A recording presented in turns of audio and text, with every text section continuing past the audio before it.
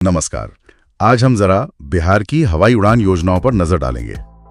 हाल ही में नीतीश कैबिनेट ने उड़ान योजना के तहत 6 नए छोटे हवाई अड्डे बनाने को मंजूरी दी है। ये हैं मधुबनी, बीरपुर, मुंगेर, मुजफ्फरपुर, वाल्मीकि नगर और सहरसा में। और ये जो उड़ान योजना है ये केंद्र सरकार की है। आप जानते ही होंगे छोटे शहरों को हवाई नक्शे पर लाने के लिए। जी बिल्कुल। तो इन नए प्रस्तावों को अगर हम पटना, दरभंगा, गया और बिहटा, जिसका शिलान्यास भी हुआ हाल में, हाँ बिहाटा भी, हाँ, इनमें जोड़ दें तो कुल मिलाकर 10 हवाई अड्डों की बात हो रही है बिहार में। लेकिन यहीं एक थोड़ी अजीब बात है। इसी साल अप्रैल में भी कैबिनेट ने 6 हवाई अड्डों के अध्ययन के लिए फंड दिया था। हाँ मुझे याद है, इसमें भागलपुर था। हाँ, उसमें भागलपुर शामिल था। पर अब जो जून का फैसला आया उसमें भागलपुर नहीं, मुजफ्फरपुर है। तो ये सवाल तो उठता है कि भी भागलपुर वाले अध्ययन का क्या हुआ और ये मुजफ्फरपुर का अध्ययन इतनी जल्दी कैसे हो गया। बिल्कुल, और यही विरोधाभास है जो पूरी स्थिति को थोड़ा पेचीदा बनाता है। ये समझना बहुत जरूरी है कि इन घोषणाओं और जमीनी हकीकत में कितना अंतर है। तो चलिए, जो भी जानकारी हमें मिली है उसके आधार पर बिहार के जो अलग अलग प्रस्तावित और मौजूदा एयरपोर्ट्स हैं उनकी ताजा स्थिति क्या है वो समझने की कोशिश करते हैं। हाँ, सबसे पहले फिर भागलपुर की बात कर लेते हैं। इस साल के बजट में भी जिक्र था सुल्तानगंज में ग्रीनफील्ड एयरपोर्ट। ग्रीनफील्ड मतलब बिल्कुल नया। हाँ, बिल्कुल स्क्रैच से। और पुराने हवाई अड्डे से छोटी उड़ानों की भी बात थी। तो क्या ये अब ठंडे बस्ते में है? देखिए, स्थिति ना थोड़ी उलझी हुई है।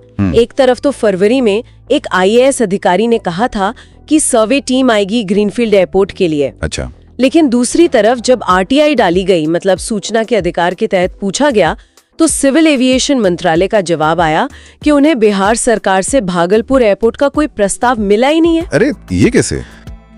अच्छा, भागलपुर की तरह ही एक और मामला है रक्सौल एयरपोर्ट का। वो तो कई सालों से सुन रहे हैं लोग। नापी भी हुई, चुनाव में मुद्दा भी बनता है। वहाँ क्या चल रहा है? हाँ, रक्सौल की कहानी तो और भी पुरानी है। 2015 में जो प्रधानमंत्री पैकेज आया था उसमें 250 करोड़ की बात थी इसके लिए। 2015 में जी। और अभी हाल में करीब 139 एकड़ जमीन अधिग्रहण के लिए राज्य सरकार ने 207 करोड़ रुपए जारी भी किए हैं। अच्छा, पैसा जारी हो गया? हाँ, पैसा जारी हुआ है। लेकिन पैसा जारी होने के बाद भी जमीन पर काम अभी तक शुरू नहीं हो पाया है।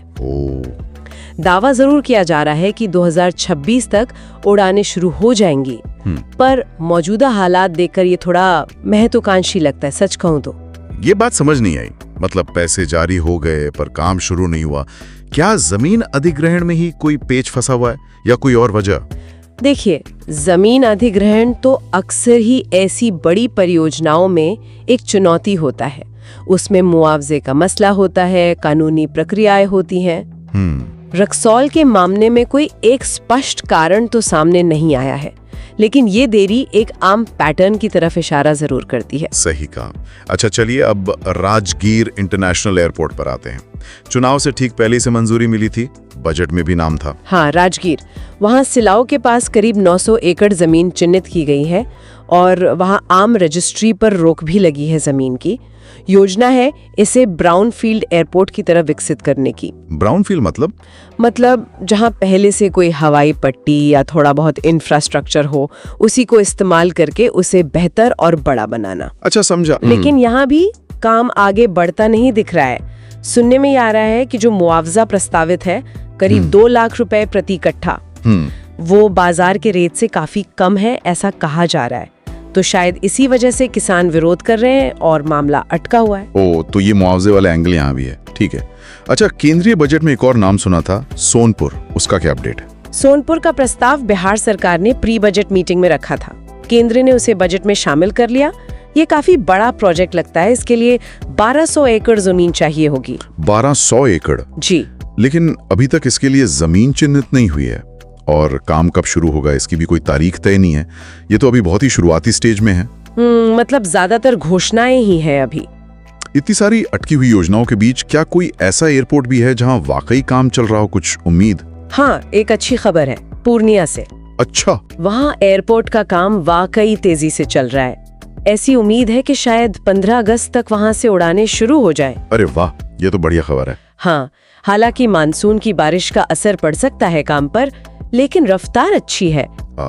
इसके अलावा दरभंगा एयरपोर्ट का भी विस्तार हो रहा है। लगभग 550 करोड़ की लागत से नया टर्मिनल बन रहा है। दरभंगा तो पहले से चल रहा है। जी, चल रहा है।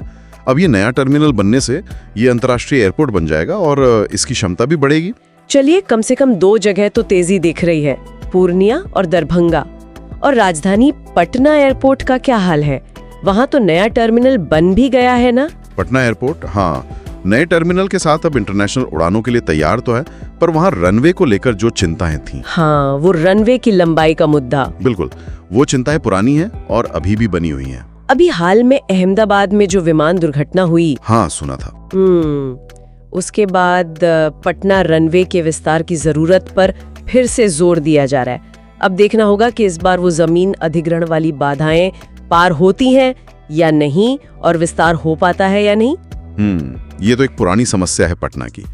तो अगर हम कुल मिलाकर देखें, सारी घोषणाओं और प्रस्तावों को जोड़ लें, तो बिहार में लगभग 14-15 हवाई अड्डों की बात हो रही है। हाँ बिल्कुल, घोषणाओं की संख्या देखें तो काफी प्रभावशाली लगती है, 14-15 एयरपोर्ट्स। लेकिन जमीनी हकीकत, जैसा हमने बात की, वो थोड़ी अलग तस्वीर दिखाती है।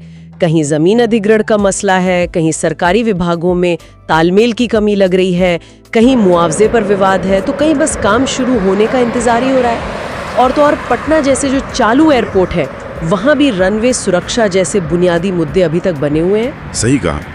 तो आज की इस पूरी बातचीत से एक बात तो साफ है कि बिहार की जो हवाई संपर्क बढ़ाने की महत्वाकांक्षा है, उसके रास्ते में घोषणाओं से ज्यादा क्रियान्वयन की चुनौतियां हैं। हाँ बिल्कुल, और ये सोचने वाली बात है कि इन तमाम योजनाओं को सिर्फ कागजी वादे बनकर रह जाने से बचाने के लिए और इन्हें हकीकत में बदलने के लिए किन निर्णायक कदमों की जरूरत होगी। क्या राजनीतिक इच्छा शक्ति चाहिए होगी, खासकर जब हम पिछले अनुभवों को और ये जो मौजूदा बाधाएं हैं इनको देखते हैं।